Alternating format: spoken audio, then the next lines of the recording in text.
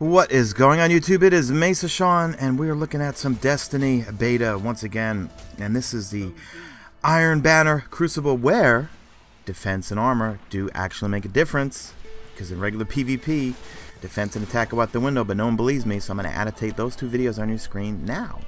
So this is going to be a follow-up video from my video yesterday, starting to look at the exotics.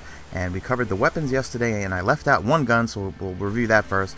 And then we're going to go over some bloody gorgeous power gloves, gauntlets, and armor. And then I'll do the helmets and rocket launchers in the video the day after this one goes up. Okay, let's jump right into it. So before we get into the gauntlets, let's look at this primary weapon. It's a pulse rifle called Red Death.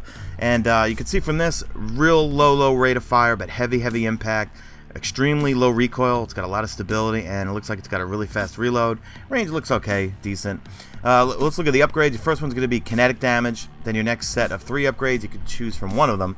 The first one's going to be, which we've seen in the last video, in a number of guns, the armor piercing rounds. So to take down heavy targets, it's just going to slow down your weapon handling a bit. Then you're going to have the spin metal rounds, so it's a lightweight ammunition that allows you to carry more rounds in reserve. And then your third one, we saw these before, the colony rounds, so they're smart rounds that have a swarm intelligence, and you can carry more in reserve, and they enhance your impact. Next one is going to be, and I'm not even going to try to pronounce this, Mozambique. Am I saying that right? Body shots with this weapon increase precision damage for a short time. Next unlock is going to be a typical increase the weapon's attack. Pretty cool. Then we got some 3 upgrades. Smooth ballistics, so we're going to see less recoil, but you're going to take a penalty to your damage. I probably wouldn't use that because it already is a very stable gun. Next one's going to be your accurized, and I hope I'm saying that right. You know, it could be accurized. I'm saying accurized. I'm sorry, guys. Accurized ballistics, so you're going to get more range and impact, but it's going to increase recoil, and I'd probably take that one because you already have a boatload of stability. Then the field choke, more range and impact, and increase that recoil. And then the last upgrade is just simply called Red Death, and check this one out. Each kill heals you and speeds up your reloads, so that's going to reward you as you go on streaks. So the first gauntlet we're going to be looking at is no backup plans, no ammo, no problem. Look at that, 254 defense. I'm just imagining what it's going to be like going on those raids and nightfall missions, whatever they call them. Let's look at what your upgrades. The first one, you got 2 you could choose from. The first one's attunement, and it basically just it says it. Your armor is attuned to your light and grants you bonus abilities. So I'm assuming that's for when you're outdoors and obviously not night missions. Your other one you could choose from is a Type 2 coating. This armor can be recolored using version 2 or newer micro material shaders. I have no idea what that means. But let's see what the next one is. Special weapon loader. So this one's just going to help you increase reload of only your special weapons. Then we got an upgrade to just your overall armor's defense. Then you got Rain Blows, which increases your melee attack speed. Next one's going to be Improved Disintegrate, so it's actually going to increase the duration of the force barrier. And then the last one, we have no idea what that is. Alright, so this one is called the Young Ahamkara Spine. I hope I'm saying that right, where it says, "Give me your arm, O bearer mine. Let me help you fill the world with teeth."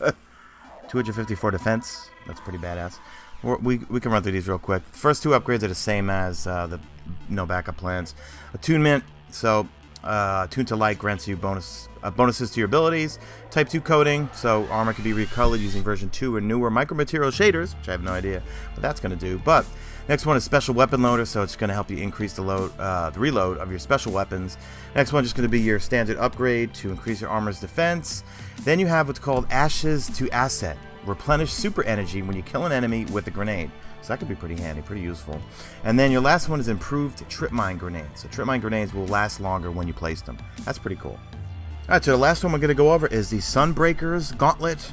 When one can wield the fire of stars, what use is flesh and bone? 254 defense. First 2 upgrades are going to be the same as the others. Attunement, so your armor is going to be attuned to your light and grant bonuses to your abilities.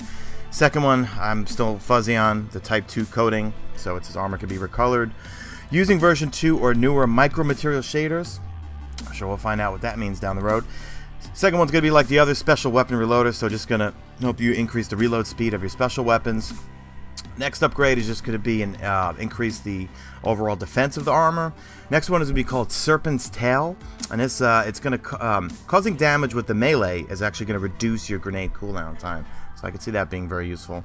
And then the last one is called the Helium Cycle, which increases the duration of your solar grenade. So the gist of all this I'm seeing is there's so much armor, there's so many different guns, there's so many things we haven't even seen or got to even touch on in beta when it comes down to these nightfall missions and these raids and strikes and all this stuff. Really gonna have to spend a lot of time really going through which class, and then which armor, and then which specific gun, and which specific upgrades do we want to do a particular strike or particular mission. So looking forward to how lengthy and in-depth PvE is going to be, considering I'm Mr. PvB and I only play multiplayer Sean. But I think this game's going to turn me the other way soon, because just like with Kills on Shadowfall, I love playing co-op Intercept, and I definitely dug PvE and Destiny. And that's it for me, guys. Whoa, record breaker. I think I actually made a video under 6 minutes or 7 minutes. I don't know. Next video is going to be exotic rocket launchers and exotic helmets. So if you enjoyed this content, please drop me that like. It is much appreciated. If you don't already, please follow me on Twitter at Mesa Sean.